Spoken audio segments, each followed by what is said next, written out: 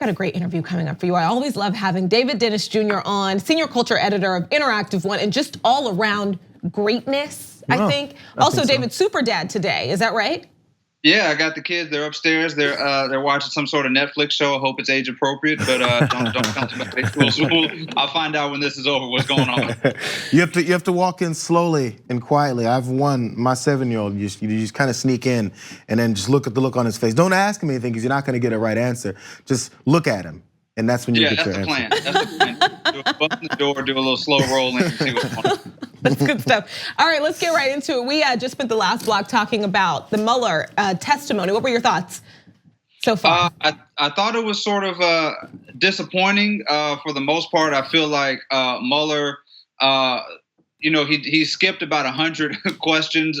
He has, through this whole process, sort of refused to plant his flag on any sort of definitive answers coming out of this. And there's a lot of escaping what the real issue is, and that the president needs to go under the impeachment process. I mean, there's really no way around it.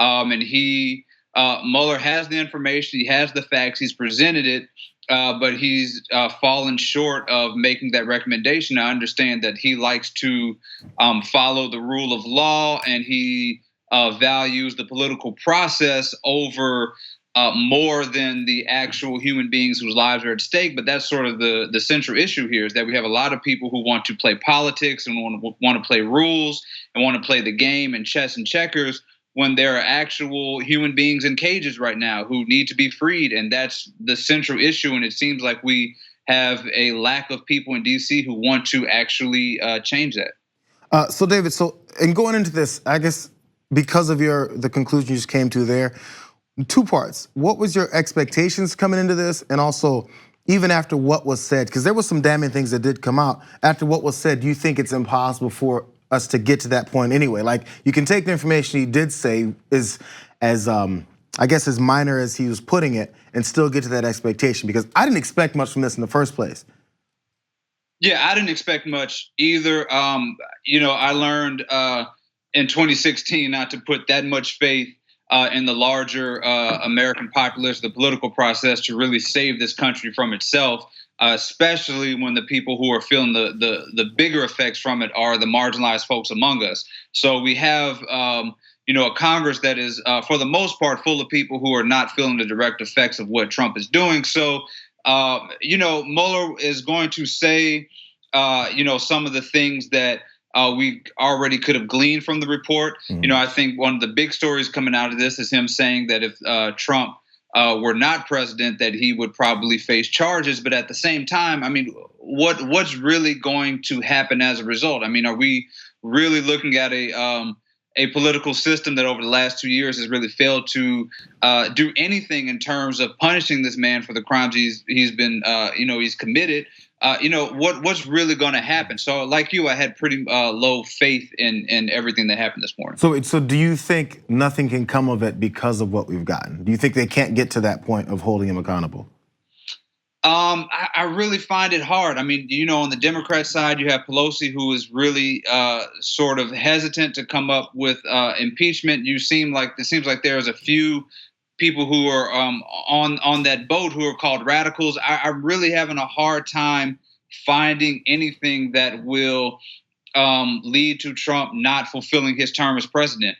And I really feel like November 2020 is really the earliest that we should expect him to leave the White House. And even then, my takeaway from Mueller saying that if Trump were not in office, he could face charges, that seems to lean itself to Trump tightening his grip on the presidency. And I'm not sure that we are looking at a true democratic exchange of power in November 2020.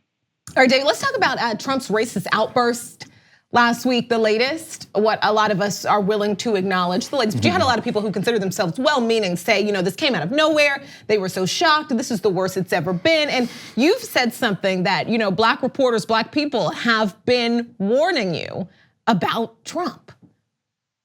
Yeah, so when Trump made the comments last week about these women needing to go back to their country if they didn't like America, I really did not blink. I mean, this is the Donald Trump that we have seen for 30 years. This is a man who put out ads asking that 5 innocent black kids be lynched. This is somebody who had racist practices in terms of who he would let into his properties. This is somebody who began his political career and run for president by calling Mexicans rapists. This is somebody who was called African countries S-holes. I mean, this is somebody who refused to condemn white supremacists, who said they're bad people on both sides. This is just was basically par for the course for the racism that he has had for his whole life, and definitely as president. So I did not find it that surprising. I didn't find it to be any more outrageous than anything else he's said, and I find it interesting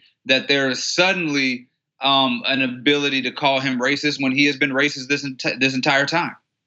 And so, speaking of par for the course, I think one could say it's not only par for the course for Trump, but par for the course for the conservative movement. Because take a look at this tweet, okay? It is from, and like, save your groans, everybody out there, the senior editor of the National Review, I know, but he tweeted this. He said, I'm gonna write a tweet that's gonna tick a lot of people off. Reagan conservatives like me have been called racist falsely and maliciously all of our lives. So to many Americans, every charge of racism, and no matter how legitimate, rings hollow. Good job, wolf criers. So that feels dishonest and still at a space of not willing to acknowledge what I think Adam Serwer puts it as the conservative movement's general trajectory. That, I'm talking policies, rhetoric, we can name countless examples over the years, long before Trump, that did kind of open the door to what we have now, which is just out in the open. Yeah, so there is a definite line from the conservative policy over the last few decades to Donald Trump. Even the never Trumpers have led the way to Trump. I mean, John McCain, for instance, is the patron saint of never Trumpers. But there would be no Donald Trump if John McCain had not walked around with his running mate in 2008, Sarah Palin. And allowed her to sort of speak that nasty rhetoric about Obama that sort of paved the way for the Tea Party members, which paved the way for Trump. I mean, this is sort of a direct line. This is not a surprise. There's not a blip on the radar. This is a natural progression that got us to Donald Trump. Every person who has voted for gerrymandering, every person who has, voted for mandatory minimums, everybody who is along this conservative line that we see every day. This is a Trump party. This is not an anomalous political event in America. This is part of the line of American history. So David, another wing on this. I mean, because we talk about people like Jay Nordlinger, who was talking about the losing the bite of racism and talking about the word itself. But then there's the other part of it where the media goes into it. I mean, you're involved in it, we are as well. But I think a lot of folks in general don't understand the way that media has to approach these things. So the way that they use the word, I know the CNN has been blatantly saying it, and I was like, oh, okay, so they're not scared anymore. Can you go into maybe reading the temperature that a lot of media figures have to go into in worrying about losing some viewers and readers because of using the word? Is that something that is still so widespread, or is that starting to lose its worry?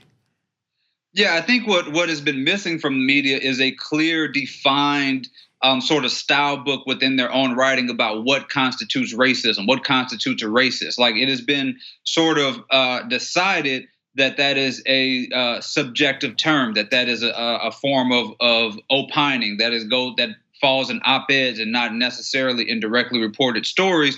But the fact is, we have a president who is sort of shifting the paradigm, and we need to have within each newsroom a definition of what is racism. What is racism? What can we call racism in our headlines?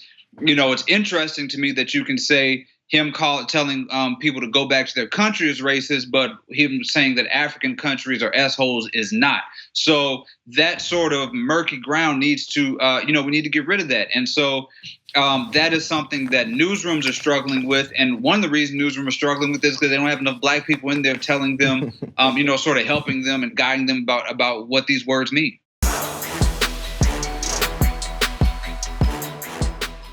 Thanks for watching this free clip of the Young Turks. Don't forget to become a TYT member today.